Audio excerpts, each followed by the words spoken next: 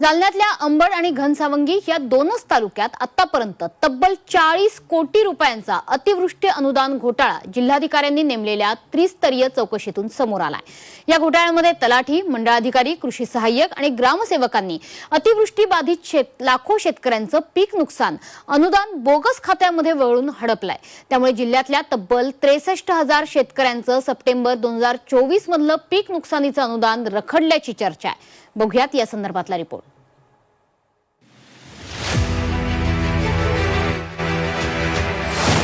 63,000 शेतकऱ्यांचं अतिवृष्टी अनुदान रखडलं। घोटाळ्यामुळे अनुदान वाटप रखडलं। अनुदान कधी मिळणार? शेतकऱ्यांचा संतप्त सवाल। जालना जिल्ह्यात झालेल्या अतिवृष्टी अनुदान घोटाळ्यामुळे शेतकऱ्यांना नाहक मनस्ताप झाला। जिल्ह्यातल्या अंबड आणि घनसावंगी तालुक्यात 2022 ते 24 या 2 वर्षात तलाठी, कृषी सहाय्यक, ग्रामसेवकांनी तब्बल 40 कोटींचा प्रशासन आणि राज्य सरकारला चुना लावलाय। शेतकऱ्यांच्या पीक नुकसान अनुदानापोटी आलेली रक्कम शेतकऱ्यांच्या खात्यावर जमा न करता तलाठ्यांनी ही रक्कम बोगस खात्यात वळून 40 कोटींचा अपहार केल्याचं त्रिस्तरीय चौकशी समितीच्या चौकशीतून समोर आलंय। या समितीने आतापर्यंत अंबड आणि घनसावंगी या दोनच तालुक्यातली चौकशी केली आहे।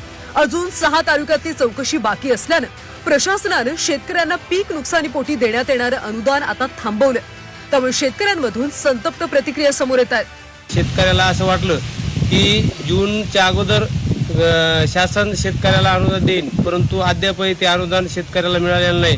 तरी शासनाला एकच विनंती आहे, कमीत कमी खरीपाला तरी ते अनुदान शेतकऱ्यापर्यंत पोहोचावे। जर असं झालं नाही तर आम्हा शेतकऱ्याला आत्महत्येशिवाय दुसरा पर्याय राहिलेला नाही। सर्व शेतकऱ्यांनी केवायसी करूनही शेतकऱ्याच्या खात्यावर पैसे नाहीत।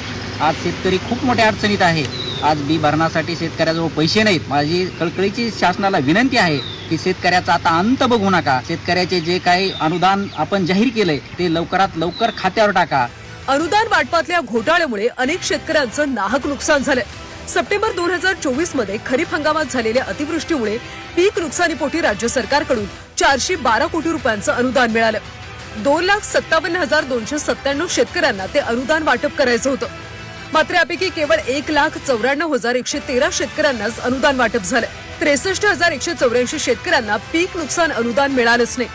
अनुदान रखडलेल्या शेतकऱ्यांपैकी 15,031 शेतकऱ्यांची ई-केवायसी पेंडिंग आहे। आतापर्यंत जिल्हाधिकाऱ्यांनी 17 तलाठ्यांचं 4 कार्यालयीन क्लर्कना पीक नुकसान अनुदानात घोटाळा केल्याप्रकरणी निलंबित केलंय। आपल्याकडे मागच्या वीकमध्ये समितीने अहवाल